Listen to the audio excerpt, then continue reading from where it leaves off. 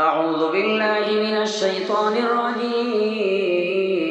بسم الله الرحمن الرحيم. للذين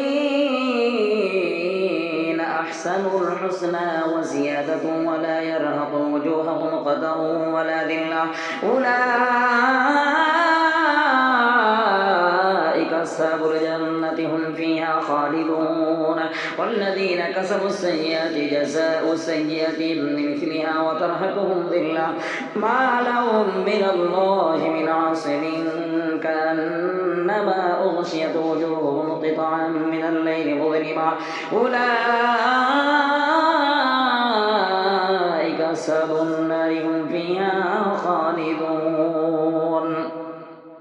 ويوم نحشرهم جميعا ثم نقول للذين أشركوا مكانكم أنتم وشركاؤكم فزيّلنا بينهم وقال شركاؤهم ما كنتم إيانا تعبدون فكفى بالله شهيدا بيننا وبينكم إن كنا عن عبادتكم لغافلين. هنالك تبلو كل نفس ما أسلفت وردوا إلى الله مولاهم الحق وضل عنهم ما كانوا يفترون.